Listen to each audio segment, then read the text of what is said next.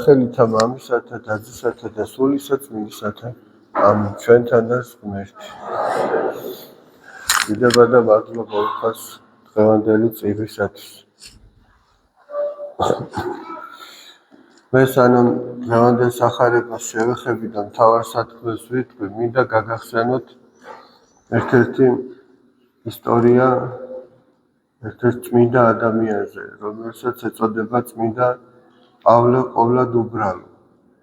ზოგან პავლე უბრალო ასედაც ეწოდება. ეს კაცი თავის ოჯახში მომხდარი რაღაცა უბედურების გამო, რომელსაც საგანგებოდ არ მინდა ხოლმე რაღაცა ხაზი გაუსვა, მაშინ როდესაც ბავშვებიც არიან ხოლმე, მაგრამ ისეთ სურვილი აქვს, შეუძლია წაიკითხოს მისი ცხოვრება და ნახოს 60 წლის ასაკში, მოკლედ რომ ვთქვათ, დატოვებს თავის ოჯახს და მიდის მონასტერში. ეს არის მესამე საუკუნის ბოლო, მეოთხე საუკუნის დასაწყისში ცხოვრობს ეს ადამიანი. მაშინ, როდესაც არის მოღვაწე ანტონი დიდი. ეს ანტონი დიდი არის მართლაც ქრისტიანობის შუქურა და განდეგილური ცხოვრების ფუძემდებელი. 60 წლის კაცი მიდის მონასტერში და ბერობა სურს. მივიდა და უკაკუნებს კელიაზე, კარებზე ანტონი დიდს და ჯერ კარგახანს არ გამოხედავს. და რომ გამოხედავს, ეკითხება, რომ ვისთვის მოვსულ ხარ და ეს კაცი ეუბნება, მე ბერობა მინდა ამისთვის მოვედი. ახლა შეხედავს წმინდა ანტონი და ახლა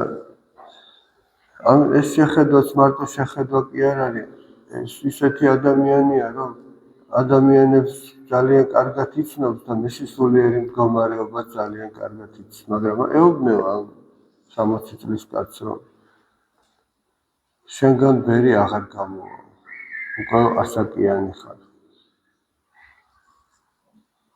და დაუხურავს კარებს, მეც არაფერს არ მითხოვს. მიწერია მის ცხოვრებაში, რომ გავიდა 2-3 დღე ახლობით ეს და ანტონი გამოდის თავისი კელიიდან და ხედავს, რომ ეს კაცი ისევ იქ არის. წარმოიდგინეთ, ახლა თან საუბარი არაზე, დღე რო ძალიან ცხელა და ღამე რო ძალიან ცივა, ისეთ ადგილებში. ეს კაცი ისევ იქ არის და არ ანებებს თავს. და ეუბნება, რომ მე აქ დარჩენა და ბერობა მინდა. ეს ხდება ეგვიპტეში, თებაიდაში, ზემო ეგვიპტე არის ეს. ეს ძალიან დიდი სამოღვაწეო ადგილები იყო. ახლა არის ეგვიპტე, რომ ვერ შეინარჩუნეს ქრისტიანობა და მუსულმანები არიან, თორემ იქ დაიწყო სწორედ პირველი განდეგილური ცხოვრებაც ესე მასშტაბურად და მონასტრული ცხოვრება, ზოგად ცხოვრებულთა წესით რომ ცხოვრობ. მოკლედ შეიყვანს თავისთან და ახლა 2-3 დღის მშიერი კაცია, მოდი ამასაც ხაზი გავუსვათ. ჭამო თუ რამეო, ეკითხება ანტონი დიდი. როგორც გვაკურთხებთ, მამაო? მოდიო ჯერო თოკები დავწნათ. გამოიღებენ ფინიკის თოკებს, ასეთი საქმიანობა ჰქონდათ, მათ კალათებს და თოკებს წნავდნენ, მერე ამას ყიდიდნენ და ამითი არსებობდნენ. როდესაც დამბალი ეს ფინიკის თოკები მაშინ წნავენ და რო გახმება უკვე ძალიან ძნელია, ხო დაწნეს. არ ვარ გაუთქვამს ანტონი დიდს, დაშალეს და ხელახლა წნავენ, უკვე გამაგრებულია და ხელებიდან სისხლი როსდის ესე წალები წნავენ. შემდეგ ეკითხება, ჭამო თუ რამეო? როგორც გვაკურთხებთ, მამაო? ანუ ცდის ახლა სინამდვილეში. ამისგან ბერი გამოვა თუ არ გამოვა. მოდიო ავდგეთო და 12 ლოცვა ვთქვათ. ერებს თავისი წესი აქვს და 12 ლოცვის ლოცვის ტექსტიც არის არსებობს. კარგი ადგნენ და ილოცეს. მერე დასკნენ. იქ ახლა რაღაცა გრამებზე იყო ლაპარაკი, ის პური გადმოიღო, ძირითადად განხმარი პური სუხარს რო ეძახით და 4-ად გაყო ანტონი დიდმა. 3 დაუდო პავლეს, 1 თვითონ დაიდო. ამ პავლემაც აიღო და ორი გადადო და თვითონაც ერთი დაიტოვა. ანტონიოვნა მეო ბერი ვარო და მეტი არ ჭირდებოდა შენ ჭამეო ამდენ. არა მეც მინდა რომ ბერი გავხდე. და აი ესეთ რაღაცებს უწყობთ. ხოდა საოცარი რა არის? დაიტოვა მონასტერში და გავიდა ერთი წელი. მოიყვანეს მონასტერში ეშმაკეული ადამიანი, მშობლებმა ბავშვი მოიყვანეს თუ არა ვცდები. და მიიყვანეს, ну ბავშვი იყო თუ დიდი იყო, არ მახსოვს ეს. მიიყვანეს ანტონი დიდთან, იმიტომ ეს თელმა სოფლიო მიცოდა რომ ეს არის ძალიან დიდი მოღვაწე. ანტონიოვნა ვარო, ჩვენო მხოლოდ პატარა ეშმაკებს დევნითო ადამიანისგან. და მაგხელა ეშმაკსო ჩვენ ვერ დევნითო პავლესთან წაიყვანეთ. ერთი წლის მისულ კაცზე ეუბნება. წარმოიდგინეთ რა. მიიყვანენ პავლესთან და ეუბნებიან რომ აი შენთან ანტონი დიდმა გამოგზავნა. ეხლა ნახეთ ამ კაცის არა მარტო მონდომება და გულმოდგინება და ღვაწლი, არამედ რაც ყველაზე მთავარია სიმდაბლე. ზოგჯერ შეიძლება ადამიანმა ორი დღე არ ჭამოს საჭმელი და დიდი მოღვაწე ეგონოს თავისი თავი, ან წყალზე და პურზე და მერე არ იქა ყველას მაღლიდან უყურებს, მე ვარ და რაცა. როგორ ამბობს დავით მეფსალმუნე, იხილე უფალო, სიმდაბლე ჩემი და შრომაი ჩემი და მომიტევენ ცოდვანი ჩემი. წმინდა მამა ამბობს, დავით მეფსალმუნე კი არ ამბობს, რომ იხილე უფალო, შრომა ჩემი და სიმდაბლე, ჯერ სიმდაბლეს აყენებს. რაც არ უნდა იშრომო, რაც არ უნდა გააკეთო, თავით თუ მაღლა აგეწია, არაფერი აღარა. და პავლესთან მიდიან ახლა ეს ეშმაკეული მიყავთ. და ის არ ამბობს, რომ მე ამის ძალა არა მაქვს, მე ამას ვერ ვიწავ, რადგან უთხარო, შენმა მოძღვარმა გამოგზავნა შენთან. ამიტომ ნახეთ რას ამბობს, რას უბრძანებს ამ ეშმაკებს. ჩემი მოძღვრის, ანტონის ლოცვითო, გიბრძანებთ, რომ გამოხვიდეთ მანდედან. ამასაც თავის თავზე კი არ იწევს. არამედ ჩემი მოძღვრის, ანტონის ლოცვითო. ანტონიმაც სიმდაბლის გამო გააკეთა, რომ მასზე კი არ ქონოდა დიდი წარმოდგენა, არამედ პავლე ყოფილიყო, პავლე განედიდებინა და თვითონ ცდილში დარჩენილიყო, ესე რომ ვთქვათ. და რატომ მოვიყვანე ახლა ეს მაგალითი, რომ დღევანდელ სახარებაში მაცხოვარს ბრმების თხოვენ განკურნებას. ახლა და ისინი თავისი რწმენისამებრ კიდევაც განიკურნებიან. და არსებობს ხორციელი სიბრმავე და არსებობს სულიერი სიბრმავე.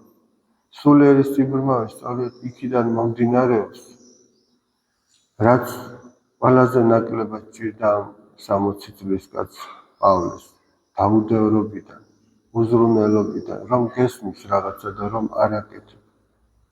აი რომ იცი რომ ეხლა ეს არის გასაკეთებელი, სინდისი გეუბნება და რომ არ აკეთებ. და მე სადღაც ახლა ადრე უსმენდი მამა თეოდორის გადაგებას, ზოგჯერ არისო რომ ადამიანი ვერ ხდება, აი გულწრფელად ვერ ხდება იმ მომენტში რა გააკეთოს. და ეგ იმის ბრალია, სადაც ხდებოდა რომ რა უნდა გაეკეთებინა და იქ არ გააკეთა. ანუ სადაც სულიერი თვალი ახელილი ქონდა და ხდებოდა რომ ეხლა ეს არის გასაკეთებელი.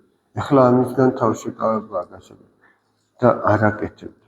მაშინ იქაც დაუბრუნდა თვალი, სადაც უკვე აი შემდგომში აღარ ეხსნება ის სულიერი თვალი და უკვე ვეღარ ხდება რა გააკეთოს. იმიტომ რომ როცა იცოდა რა გაეკეთებინა არ გააკეთა. ანუ სინდისი დაიხშოს, ხალხად რომ ვთქვათ. და სწორედ ეს არის რომ ესე იგი ერთხელ რომ რაღაცა შენ თავს უფლებას მისცემ რომ მოეშვი, არ გააკეთო. ორჯერ, სამჯერ, ეხლა აი რამდენი ჩვენგანია რომ აი რამდენჯერ იტყვის რომ მოდი დღეს არ ვილოცებ. მოდი ამ კვირას არ ვიტყვი ახსარებას იქით. არა და ხო იცი რომ ეს გასაკეთებელი. ზოგს მე ერთი წელი გაეპარება, ზოგს 2 წელი. ზოგი მე საერთოდ მოშორდება ამ ყველაფერს. იმიტომ რომ სადაც ადამიანს ღვთის მადლი არ იფარავს, იქ ეშმაკი ადვილად იტაცებს. ვინც არ უნდა იყოს და ვინ უნდა იყოს იმაზე მეტი მოციქული იუდა რომ იყო. მისი ხელით სასწაულები ხდებოდა. მაგრამ ბოლოს მან მიატოვა. იმიტომ რომ დაემორჩილა იმ უნებას, რაც მას ჰქონდა. მას ვერცხლის მოყარების უნება ჰქონდა. ვიღაცა სხვა უნება ექნება, ვიღაცა სხვა. ჩვენში ყველაში არის ეს უნებიანი მიდრეკილებები და ეშმაკი ადამიანს, სადაც უპოვის სუსტ წერტილს ზუსტად იქ ურტყავს. ჩვენ ყველა სხვადასხვა სუსტი წერტილი გვაქვს. ამიტომ სულიერი ბრძოლის წესი ასეთია. ეგ არ არის თანმიმდევრობა, რომ მოდი ჯერ ეხლა სიტყვაზე ვამბობ. დავუშვათ, სახლში შეიძლება ფანჯრების შეკეთება დაიწყო და დაიწყო ჯერ ამას, მერე იმას, მერე იმას. აქ სულიერ ცხოვრებაში ეგრე არ არის. სულიერ ცხოვრებაში ისეა, რომ აქ რომ ქარიშხალია, რომელიდანაც შემოდის, ის უნდა შეაკეთო. ქარი რომელიდანაც შემოდის, წვიმა. განა სახლშიც ეგრე არ არის, რომელიც ჩატლდება, განა ის არ უნდა შეაკეთო. ჩვენ სადაც ხედავთ, რომ ყველაზე მეტად გვიჭირს, ის უნდა ვთქვათ ახსარებაში, იმის გამოსწორებაზე უნდა ვიფიქროთ. და უფალი ბრძანებს ახარებაში არის ასეთი რამ, იგავი, სწორედ სინდის უკავშირდება, რომ შეურიგდიო შენს მოწინააღმდეგესო, წინა მოსაჯულსო, იგივე სინდის, სანამ მასთან ერთად გზაზე დგახარ და სასამართლოში მიდიხარ. ანუ ჩვენ ყველა მივდივართ საყოველთაო სამსჯავროსკენ, ჯერ კი პირადი სამსჯავროსკენ. ადამიანი რომ გარდაიცვლება, მე-40 დღეს ის წარდგება თავის პირად სამსჯავროს გაივლის. და წმინდა იოანე ოქროპირი ამბობს, რომ თუ ადამიანი ჯეროვნად მოემზადება თავისი გარდაცვალებისთვის, ანუ პირადი სამსჯავროსთვის, მაშინ ის საყოველთაოსგან არანაირ ხიფათს არ შეიმთხვევს. ის შორს იქნება თუ ახლოს, მის საბოლოო ხედვზე გავლენას ვერ იქონიებსო, თუ ის ჯეროვნად მოემზადება თავისი პირადი სამსჯავროსთვის. მაგრამ იმისათვის, რომ ადამიანი მოემზადოს, უნდა ეცადოს, რომ ღვთისმცნებებით იცხოვროს. დავით მებსალმუნე ბრძანებს, განმემზადე და არა შევძრწუნდი. ანუ მოემზადე გარდაცვალებისთვის და გარდაცვალებით არ შევძრწუნდი. რამე თუ ვიმარხენ, მე ცნებანი შენი, რადგან შენი ცნებები დავიმარხენ. აი ეს არის სულიერი ცხოვრება, ეკლესიური ცხოვრება, სწორედ უნებებთან ბრძოლას ნიშნავს და აი ამ კაცმა, რომელიც 60 წლისა მივიდა, ერთ წელიწადში როგორ დიდ სულიერ სიმაღლეს მიაღწია. სიმაღლე ის კი არ არის ეშმაკები რო განდევნა. სიმაღლე ის არის, როგორი თავდაბალი იყო. აი არის სიმაღლე. მაცხოვარი ეუბნება თავის მოწაფეებს, როდესაც საქადაგებლად გაგზავნა და შემდეგ დაბრუნდნენ, ისინი გახარებულები ეუბნებოდნენ, უფალო, შენი სახელითო ეშმაკებიც კი გვემორჩილებოდნენ. და უფალმა უთხრა, ის კი ნუ გიხარიათო, რომ ეშმაკები გემორჩილებიან. არამედ ის გიხაროდეთო, რომ თქვენი სახელები ჩაიწერა ცათაშინა. ანუ თქვენ რომ გადარჩებით, რომ ცხონდებით, აი ეგ გიხაროდეთ. და იმისათვის, რომ ადამიანი გადარჩეს და ცხონდეს, არ არის აუცილებელი სასწაულები აღასრულოს. ეს თითოეულთა ხვედრია და ესეც ღმერთმა მათ როგორც ნიჭი, ასე მისცა და ამავე დროს როგორც პასუხისგებლობაც, იმიტომ რომ ჩვენ თუ რაღაცა მოგვენიჭა, ის ამავე დროს არის პასუხისგებლობა. ის კი არა, რომ მე დავუშვათ, კარგად მღერი, კარგად ცეკვავ და შენზე მაგარი ბიჭი ვარ და აი, მე შენ გაჯობე. კი არა, მაჯობე. შენ დიდი პასუხისგებლობა გერგო. დაბა ღმერთი გიყურებს ახლა შენ, როგორ გამოიყენებ მაგას. ჩააყენებ ღვთისმსახურში, თუ რაიმე საეშმაკო საქმეს მოახმარ. იმ ნიჭს, რაც ღმერთმა საცხონებლად მოგცა. და ამ კაცმა ერთ წელიწადში როგორ სიმაღლეს მიაღწია. და სხვა შეიძლება პატარაობიდან 60 წლამდე ცხოვრობდეს და თავის ხვებზე კარგი ეგონოს, მხოლოდ იმიტომ, რომ ამდენი წელი ეკლესიურად ცხოვრობს. მაგრამ სულის გადარჩენა ნამსახურეობის მიხედვით კი არა. ეგრეთ წოდებული სტაჟის ცოტა ძელი ასაკის ხალხმა უფრო კარგად რომ გაიგოს. ამის მიხედვით კი არ არის სულის გადარჩენა. მაგის მიხედვით რომ ყოფილიყო პირველი, ვინ შევიდა სასუფეველში, კეთილგონიერი ავაზაკი. აი დღეს არის სწორედ წმინდა სისოი დიდის ხსენება, ეს საოცარი პიროვნება იყო. დიდი მოღვაწე. სწორედ მასთან მივიდა თავისი სულიერი შვილი და ეკითხება, რომ მამაო, მე დავეციო და რა ვქნაო, თქვენ ისიცით ეს ცნობილი სიტყვები. რა უნდა ადგეო ისევ ფეხზე. ანუ აი რაღაცა ცოტაში ვარდებით ჩვენ და მე რაღაცა იმედს კარგავთ რა გავაკეთე. ისევ უნდა ადგე ფეხზე. კი ავდექიო და ისევ დავეციო. ისევ უნდა ადგე. ანუ როგორც ჩანს ეს ადამიანი ვინც მასთან მივიდა. გატანჯული იყო იმით რომ რაღაცა კონკრეტულ ცოდვაში მრავალჯერ ვარდებოდა. ეს ჩვენც ესეთი რამდენი გვაქვს. მე სხვანაირი, თქვენ სხვანაირი, სხვანაირი კიდე ავდექიო და კიდე დავეციო და კიდე ადექიო და როდემდეო იქამდეო სანამ ან მონანოს ან ცოდვის არ გაგიხმობენ ამ წუთის სოფლიდან. ანუ რაზეა ლაპარაკი? ეს სულიერი ბრძოლა იქნება ბოლო ამოსუნთქვამდე. იმიტომ ეშმაკი ბოლო ამოსუნთქვამდე არ დაანებებს თავს და მის დაღუპვას ეცდეს. და ადამიანსაც ყოველთვის უნდა მქონდეს მცდელობა წამოდგომის. აი ეს მცდელობა უკვე იწირება ღვთისგან. შეიძლება შენ არ შეგიძლია რომ ადგე. გახსოვთ პატრიარქის საგალობლები. დავიღალე, მოდი ჩემთან უფალო. შენ დაიღალე და დაეცი და არ შეგიძლია თქო, მაგრამ აი უფალს რომ მოუხმო, აი უკვე საქმე. წმინდა მამები თავის სულიერ შვილს რომ ხედავდნენ, დაუშვათ აი გარდაცვალების პირას ეუბნეოდნენ. თუ ლოცვა არ შეგიძლია მხოლოდ უფალო თქვიო, თუ ესეც არ შეგიძლია მხოლოდ უთქვიო და თუ საერთოდ არ შეგიძლია იფიქრეო ღმერთსა და ეგეც ლოცვაა. ანუ ყოველთვის გაქვს იმის შესაძლებლობა რომ შენ იბრძოლო იმით როგორც შეგიძლია. შენებურად გამოხატო ღვთისადმი ტოლვა და სურვილი. არ არსებობს ძალა რაც ადამიანს ღვთის ხელისაგან გამოიტაცებს. ესეც ახარებისეული სიტყვები. მაგრამ ამავე დროს ღმერთმა ადამიანს დაუტოვა არჩევანი. შენ უნდა გააკეთო. შენს გასაკეთებელს სხვა ვერ გააკეთებს. სხვა გირჩევს, მოგიწონებს რაღაცას, შეაქებს თუ რაღაცა გიბიძგებს ამისგან. გასწავლის, მაგრამ სხვა შენს მაგივრად ვერ გააკეთებს. აი მოჭიდავე რო გადის ტატამზე, იქ მწუთნელი შეუძახებს თუ მეგობრები თუ მშობლები, მაგრამ რომელი შევა მის მაგივრად საჭიდაოდ ვერც ერთი. ის თვითონ უნდა გააკეთოს თავის ადგილს.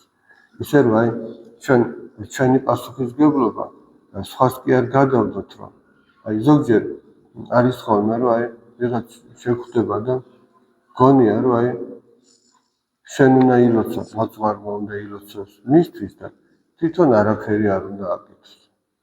ეგეთი რამე არ არსებობს. ესე იგი რა წუთნელმა აქედან შეუძახოს მოჭიდავეს და ის იდგეს ისე თავისთვის, ხელის ჩამოშვებული. რა იქნება? იკონის გარდა არაფერი. დამარცხება.